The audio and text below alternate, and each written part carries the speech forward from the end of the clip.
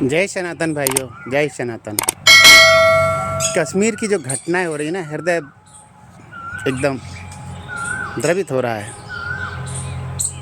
किस तरीके से कश्मीर में राक्षस पैदा हो गए हैं जो निर्दोषों को इस तरह मार डालते हैं।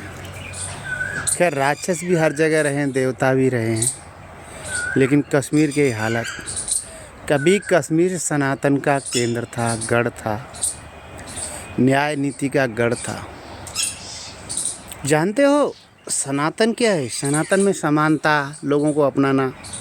सनातन को समझना है तो श्री राम को समझना होगा, और श्री राम को समझे बगैर कभी सनातन को समझा नहीं जा सकता।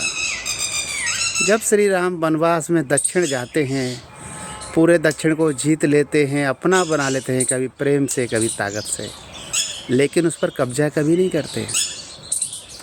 वो वहाँ पर उन्हीं लोगों को सत्ता स्थापित करते हैं, लेकिन न्याय और नीति के साथ, जो वहाँ के स्थानीय थे। कश्मीर में क्या हो गया, जब 712 का पहला आक्रमण हुआ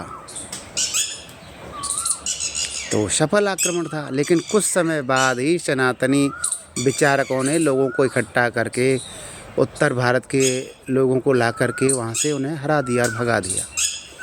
तथा क्या हो गया कि जब सफल आक्रमण हुआ तो जब सिंध की जनता को मुसलमान बना दिया गया, तो हरित ऋषि और एक देवल ऋषि, तो देवल स्मृति में देवल ऋषि ने कहा कि जो मुसलमान बन गए हैं उन्हें फिर से कैसे सनातनी बनाया जाए। देवल ऋषि के नीति नियमों के अनुसार सिंध को पुनः सनातनी बना दिया गया। ये बड़ी समस्या थी मुसलमानों के सामने कि अगर एक बार कोई मुसलमान बन जाए तो फिर उसको हिंदू बना दे रहे हैं, सनातन बना दे रहे हैं, तो कैसे काम चलेगा। तो आप जानते ही हैं कि पहले आक्रमण के समय ही हमारे कुछ ब्राह्मण, सभी ब्राह्मण नहीं, क्योंकि जो सच्चा सनातनी ब्राह्मण है वो तो राष्ट्र और समाज के लिए अपने सिर कटा देगा, लेकिन जो सैयदी ब्राह्मण है, जो जजिया के बदले बिक गए थे, वो धीरे धीरे हमारे साथ गद्दारी करते रहे, हमारे लोगों को भड़काते रहे और हमारे राजा महाराजाओं की खबरें मुसलमानों तक देते रहे, उनकी जासूसी करते रहे और जासूसी करके खबरें मुसलमानों तक देते रहे। तभी कश्मीर का एक प्रसंग आता है। कश्मीर में अचानक तख्ता पलट होता है और लद्दाख का एक बौद्ध वहाँ पर राजा बन जाता है। क्योंकि प्रजा कश्मीर की सनातन थी, हिंदू थी, और राजा बन गया बौद्ध, और उसने उस जो कश्मीर के पहले राजा की बहन से विवाह भी कर लिया।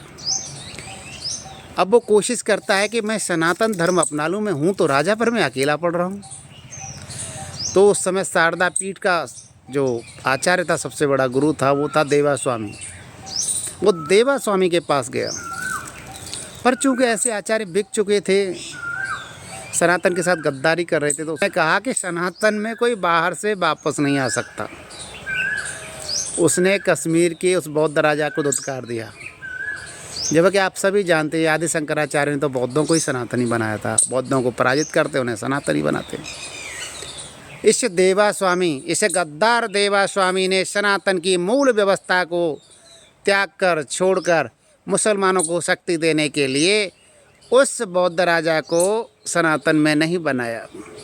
एक तो राजा है, राजा बड़ा नाराज़ हुआ, फिर वो अपने यहाँ पे आया। धीरे धीरे वहाँ के जो आ गए थे मुसलमान, सूफी कहेंगे इनको, तो उसको खबर मिली कि ऐसी बात है। तो किसी ने बताया उसको कि सुबह सुबह जिस धर्म का कोई बंदा आपको मिल जाए, किसी ने राजा को सलाह दी, उसी धर्म को अपना लेना। बात उस सूफी संत तक पहुंची। वो सूफी सुबह ही दरवाजे पर चला गया।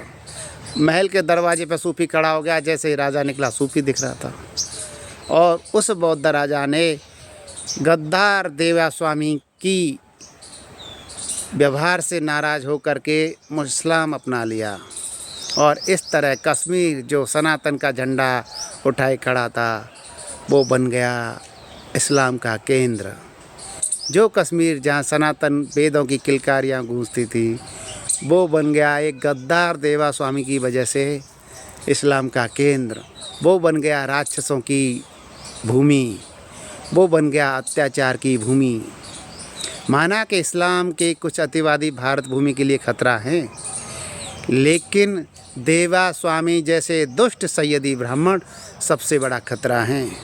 बंगाल में आताताइयों को हवा देने वाली ममता बनर्जी भी तो ब्राह्मण है, लेकिन वो ब्राह्मण गुण कर्म स्वभाव से ब्राह्मण नहीं है, वो भी सैयदी ब्राह्मण है।